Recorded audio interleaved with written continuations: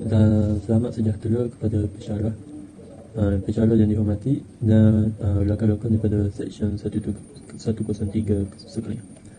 Pada hari ini, saya wakil daripada kumpulan 302 ingin membentangkan mengenai projek akhir kami, iaitu video kumpulan. Tajuk kami yang akan dibentangkan selepas ini adalah adat-adat masyarakat Melayu, Cina dan India yang masih dipegang sehingga kini dan impaknya dalam kehidupan seharian. Tanpa melengahkan masa lagi, izinkan saya untuk memperkenalkan ahli kumpulan kami, yang terdiri daripada Nurul Izzati binti Amasa, Parameswari anak perempuan Ramais, Nur Atirah binti Syamsuddin, Nur Suhaila binti Ahmad, Nalini anak perempuan Ji Murugan, Yubanish Rau anak lelaki Mutu, Jurinah binti Kayapih, dan saya sendiri Muhammad bin Muhammad Kamaludin. Seterusnya, saya ingin memberikan peluang kepada rakan saya, yakni Atira, untuk membentangkan tentang pendahuluan kepada tajuk kami. Saya Nur Atirah binti Syamsuddin. Saya akan membentang pendahuluan tentang kajian yang kami jalankan. Apa itu adat? Adat merupakan perkataan pinjaman yang berasal daripada bahasa Arab, iaitu adat atau kata jamaknya ada, yang bermaksud cara atau kebiasaan. Menurut Kamus Dewan Bahasa Melayu, adat merupakan peraturan yang telah diamalkan turun-temurun sejak dahulu kala di suatu masyarakat sehingga menjadi hukum adat dan peraturan yang perlu dipatuhi. Peraturan hidup yang merangkumi gagasan kebudayaan yang terdiri daripada nilai-nilai kebudayaan, kebiasaan, kelembagaan, hukum adat, dan norma kehidupan yang sering dilakukan. Negara Malaysia terdapat pelbagai adat kerana Malaysia mempunyai pelbagai kaum. Bagaimana Malaysia mempunyai pelbagai kaum? Menurut sejarah, berlakunya emigrasi di tanah Melayu semasa penjajahan British. Disebabkan itu, komuniti bangsa India dan Cina berkembang dan mengubah komposisi penduduk di tanah Melayu dan membentuk suatu masyarakat yang majmuk di negara Malaysia. Contoh adat yang masih dipegang ialah adat kelahiran anak, adat kematian, adat melayan tetamu, dan adat perkahwinan. Keempat-empat adat ini akan dibincangkan di slide seterusnya dan juga terdapat impaknya terhadap masyarakat yang mengamalkannya. Seterusnya, saya Nurul Izzati binti Abasa akan membentangkan beberapa adat kaum Melayu Islam yang masih diamalkan sehingga kini. Salah satu adat kaum Melayu Islam yang masih diamalkan sehingga kini adalah adat menyambut kelahiran anak, di mana adat menyambut kelahiran anak ini terbagi kepada dua, yaitu adat sebelum melahirkan dan selepas melahirkan, di mana adat sebelum melahirkan ini lebih tertumpu kepada penjagaan pantang larang keluarga si ibu, begitu juga kepada si ayah, dan adat selepas melahirkan, di mana adat sebelum melahirkan ini lebih tertumpu kepada penjagaan pantang larang keluarga si ibu, begitu juga kepada si ayah. Salah satu pantang larang yang perlu dijaga oleh keluarga si ibu, terutamanya si ayah, adalah menjauhkan diri daripada melakukan perkara larangan yang boleh menyebabkan kenan. Bagaimana kenan ini boleh berlaku? Kenan ini boleh berlaku apabila salah satu keluarga si ibu pernah membunuh ataupun menyiksa binatang. Si ibu dilarang makan makanan yang dikatakan panas dan tajam seperti buah nanas muda, buah durian. Hal ini dikatakan kerana dalam tempoh awal kandungan ia boleh memberi kesan kepada kandungan seperti keguguran anak. Baiklah, seterusnya adat selepas melahirkan anak. Si ibu akan berbantang selama beberapa bulan selepas melahirkan anak, di mana dalam tempoh berpantang ini si ibu akan melalui proses adat pemulihan kesihatan. Sebagai contoh, adat mengurut menggunakan minyak kelapa akan dilakukan oleh seorang tukang urut, dan selepas melahirkan juga si ibu tidak dibenarkan sama sekali makan makanan yang berminyak. Sebaliknya, makan makanan seperti ikan kering, nasi, air sup. Pendalaman uri juga dilakukan selepas anak dilahirkan, di mana uri anak akan ditanam ke dalam tanah. Selepas 7 hari bayi dilahirkan, adat cukur janggut akan dilakukan. Dapat juga adat menyambut tetamu dalam kaum Melayu. Bukan saja kaum Melayu, malah kaum-kaum yang lain juga seperti Cina dan India turut mengamalkannya. Dalam konteks Islam, adat memuliakan tetamu adalah wajib dan dituntut. Tidak kiralah tetamu itu berasal daripada bangsa Cina ataupun India, ia tetap sama. Persediaan menyambut tetamu akan dilakukan lebih awal, seperti juadah makanan akan dihidangkan lebih awal, aktiviti bersalam-salaman akan dilakukan. Seterusnya, saya akan membentangkan mengenai adat perkahwinan dalam kaum Melayu. perkawinan merupakan penyatuan dua insan untuk mencipta sebuah keluarga. Selain itu, perkawinan juga boleh didefinisikan sebagai salah satu peristiwa yang penting dan boleh dijadikan kenangan yang sangat berharga dalam membentuk sebuah keluarga yang kecil atau dikenali sebagai penerus keturunan. Dalam adat perkawinan kaum Melayu terbahagi kepada 3 peringkat, iaitu peringkat yang pertama ialah merisik atau menengok, meminang dan bertunang dan menghantar belanja dan akad. Peringkat yang kedua ialah berandam dan berasa gigi dan berinai. Seterusnya, peringkat yang terakhir ataupun ketiga iaitu bersanding, mandi limau dan majlis sambut menyambut. Untuk pengetahuan umum, perkawinan bagi adat Melayu merupakan banyak proses untuk menjadi sah sebagai suami dan isteri. Selanjutnya, dalam peringkat pertama iaitu merisik dan menengok adalah proses di mana ibu bapa bagi pihak lelaki akan mencari bakal pasangan yang sesuai untuk dijadikan calon isteri apabila anak lelakinya telah cukup umur dan mampu memikul tanggungjawab untuk menjadi seorang suami. Tambahan itu, meminang dan bertunang adalah di mana proses kedua-dua ibu bapa bagi pihak lelaki dan pihak perempuan akan bertemu untuk perbincangan mengenai tarikh perkawinan yang disetujui dan membincangkan hal lain seperti hantaran perkawinan, belanja, hari perkawinan dan sebagainya. Dan peringkat yang terakhir ialah bersanding adalah di mana majlis perkawinan selalunya dilakukan di rumah pengantin perempuan. Adat kematian bagi kaum Melayu mengikut kaedah pengebumian yang berasaskan garis panduan Al-Quran dan As-Sunnah dan juga terdapat beberapa adat kemelayuan. Adat kematian bagi kaum Melayu pada hari kejadian ialah yang pertama dilakukan ialah menghebahkan kematian kepada imam untuk memberitahu kepada seluruh penduduk kampung. Seterusnya, upacara mandi wajib kecuali si mati dalam keadaan syahid. Akhir sekali, sebelum dikebumikan, jenazah si mati akan disembayangkan di masjid atau surau yang berhampiran terdahulu sebelum dikebumikan. Setelah selesai jenazah disembayangkan, keranda mayat tersebut akan dibawa ke tanah perkuburan Islam yang berhampiran. Selamat sejahtera, saya Parmeshwari Anand Peramis akan menerangkan tentang adat kaum India. Adat kaum India ialah adat melayan tetamu. Dalam masyarakat kaum India, jika ingin mengunjungi ke rumah orang lain, amalan menggalakkan untuk membawa buah tangan sebagai tanda kasih kepada tuan rumah. Masyarakat India juga akan menyapa sebutan Banakam apabila bertemu dengan orang. Bila tetamu datang ke rumah, mereka akan dijamu dengan hidangan makanan dan minuman. Dan kaum India sentiasa menggunakan daun pisang apabila menjamu hidangan kepada tetamu. Hal ini dikatakan demikian kerana daun pisang secara simbolik menandakan keutamaan dan ini merupakan satu usaha untuk menjaga hati tetamu. Seterusnya adalah adat kelahiran anak. Masyarakat India akan mengumumkan kelahiran bayi dalam keluarga mereka selepas 16 hari bayi tersebut melahir.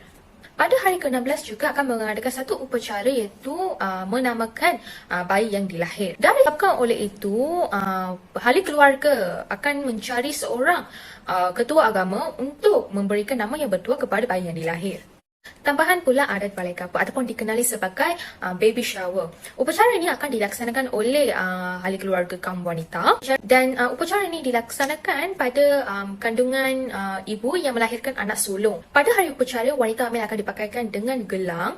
Gelang ini terdiri daripada pelbagai jenis, antaranya adalah gelang emas, gelang kaca, gelang pepancar logam dan sebagainya. Saya, Yunis Rana Lagi Mutu, akan membentangkan bahagian seterusnya. Dalam adat kematian kaum India, mereka mempercayai bahawa kematian seorang individu adalah konsep kelahiran semula. Semasa kematian, kepala mayat akan diletak menuju ke arah selatan dan sebuah lampu minyak akan dinyalakan. Beberapa proses akan dilakukan sebelum mayat dibawa ke tanah perkuburan, iaitu tirniru akan disapu dan duit shilling akan diletakkan di atas dahi. Lubang hidung akan ditutup dengan kapas serta air mawar direnjis ke atas mayat. Jika si mati merupakan seorang lelaki yang mempunyai seorang isteri, akan berlakunya upacara menanggalkan rantai suci perkahwinan. Upacara Waikaresi, iaitu pemberian makanan terakhir, akan dijalankan. Lalu cucu cicit akan memenggal meraih pandam dan berpusing mayat lawan jam. Dan anak akan mengambil kulit cati serta mengiringi mayat ke tanah perkuburan. Mayat akan dibakar ataupun dikebumikan mengikut tradisi keluarga masing-masing. Jika mayat dibakarkan, abu mayat tersebut akan dicairkan di tempat sepatutnya. Akhir sekali, keluarga si mati perlu makan makanan vegetarian selama 16 hari. Seterusnya, adat perkahwinan kaum India. Terdapat banyak tradisi dan pantang larang yang dipatuhi oleh kaum India apabila berkahwin. Pada mulanya, proses menziarahi antara satu sama lain ini berlaku untuk merisi. Selepas itu, ikat janji ataupun niciam dilakukan selepas mendapat persetujuan kedua-dua belah pihak. Kemudian, adat parisem akan dijalankan yang terbahagi kepada dua kategori, iaitu parisem biasa dan udan parisem. Penyampaian hadiah dilakukan lebih awal daripada hari perkahwinan merupakan parisem biasa. Manakala, penyampaian hadiah yang dilakukan pada waktu pagi sebelum majlis perkahwinan merupakan udan parisem. Sebelum majlis perkahwinan, kad jemputan perlu disediakan dan berdasarkan kalender Hindu. Proses penyediaan tali tirmangalyam, upacara penanaman muka takhal dan upacara nalga akan diadakan. Akhirnya berlaku perkahwinan kaum India.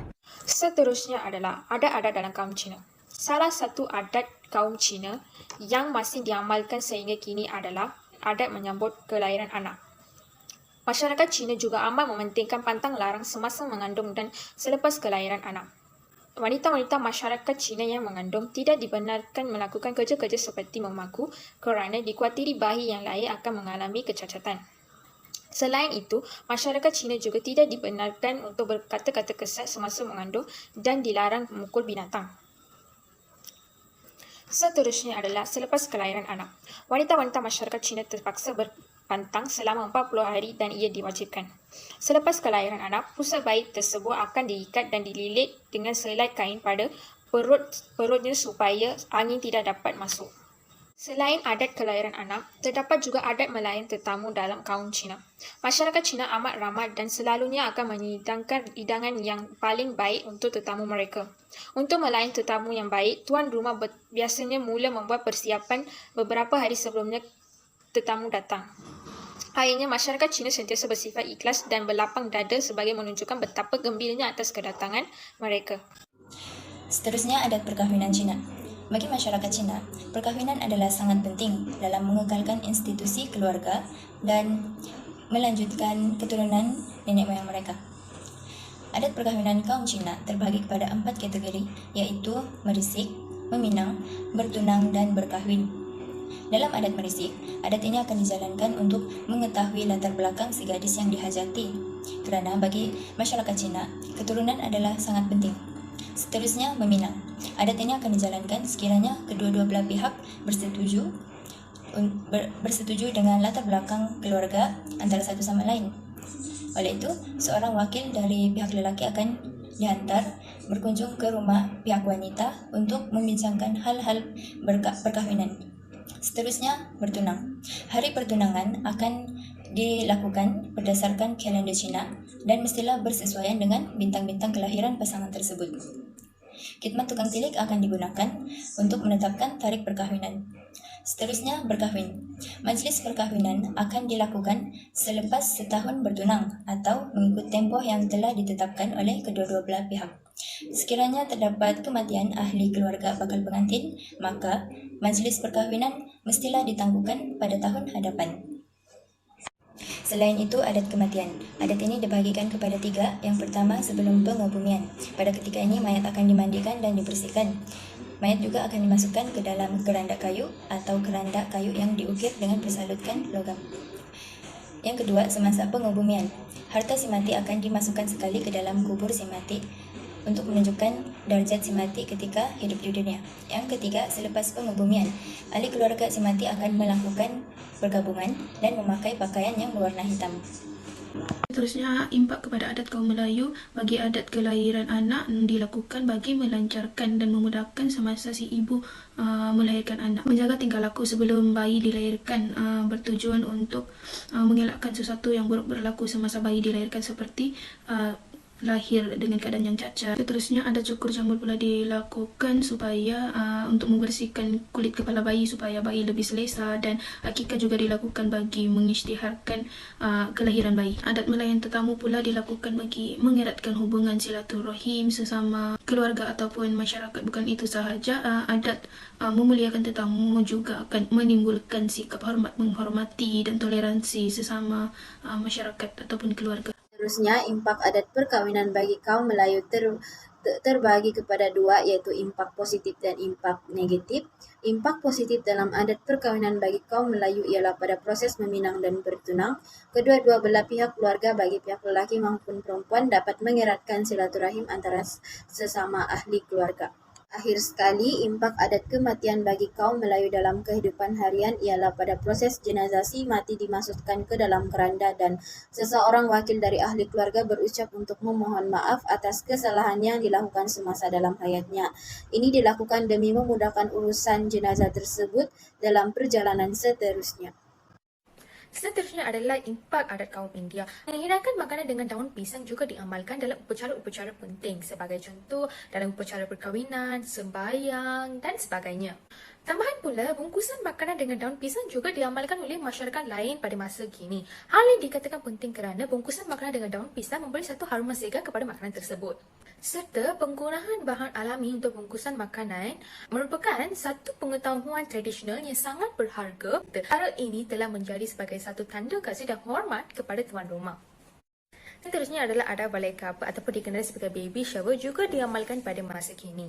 Upacara ini akan dilaksanakan pada kehamilan bulan ganjil iaitu 5, 7 dan 9. Dari segi perbelanjaan pula ditanggung oleh kedua-dua pihak keluarga. Selepas kelahiran anak, terdapat juga beberapa keluarga yang masih mengamalkan merujuk ketua agama untuk memberi nama kepada bayi tersebut. Walau bagaimanapun, terdapat juga segelintir keluarga yang tidak mengikut adat tradisi mereka kerana mereka akan lebih memberi keutamaan kepada ibu bapa mereka dalam memilih nama kelahiran seorang anak.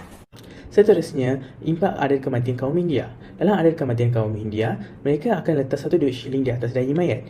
Ini memberi impak ke atas kaum India untuk selalu mengingatkan bahawa walaupun mereka mencari rezeki sebanyak mana pun, selepas meninggal dunia, mereka hanya boleh membawa satu duit shilling sahaja. Tambahan pula, ternera yang disapu pada dahi mayat akan memberi impak, iaitu walaupun seseorang itu kaya atau miskin, selepas meninggal dunia, hanya segenggam abu mayat sahaja yang tinggal. Seterusnya, impak adat perkahwinan kaum India.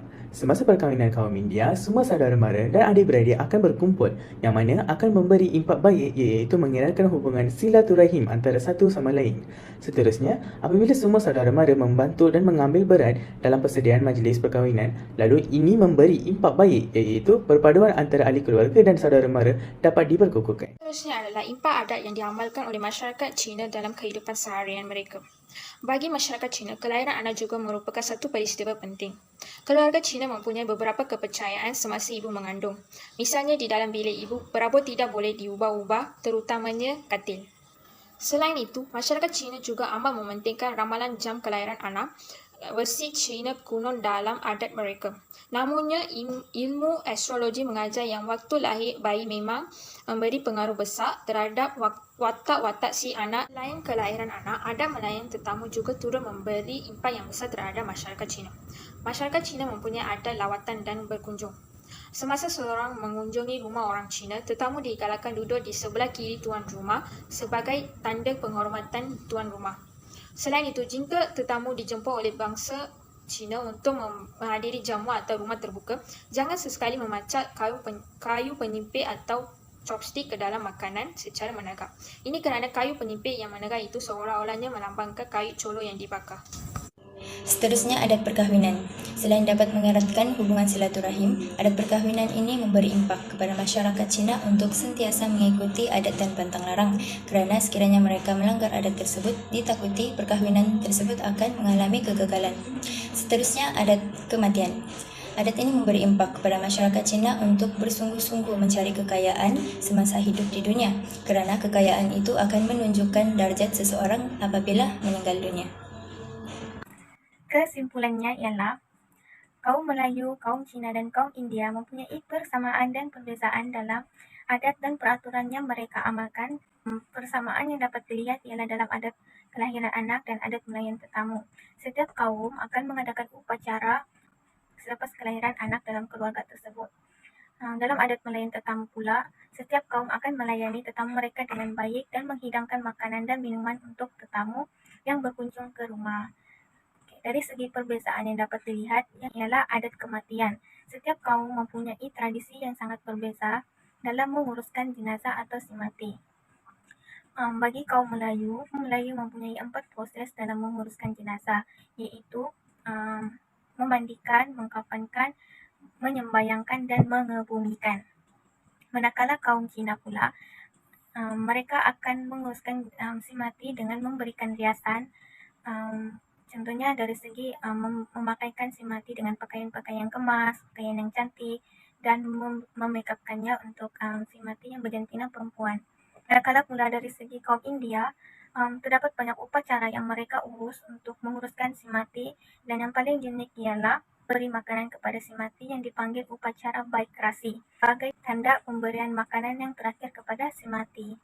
Dalam adat yang diamalkan oleh setiap kaum ini pastinya memberi impak positif, dapat merapatkan silaturahim antara keluarga dan rakan-rakan dari semua adat, karena ia semuanya melibatkan kerjasama di antara keluarga. Impak negatifnya ialah memerlukan kos yang sangat tinggi. Sedangkan ekonomi negara semakin meningkat dan kos sara hidup semakin meningkat, ia memerlukan kos yang sangat tinggi jika melakukan semua amalan ini. Contohnya dalam adat perkawinan, ia terdapat banyak proses sehinggalah perkawinan itu berlangsung. Oleh itu, setiap masyarakat haruslah bijak dan menyeimbangkan amalan yang perlu diikuti. Di zaman moden sekarang ini, mereka perlu menyeimbangkannya sama ada adat itu perlu dilakukan mengikut keadaan situasi yang dialami agar tidak terasa beban dalam kehidupan. Oke, sekian itu sahaja. Terima kasih.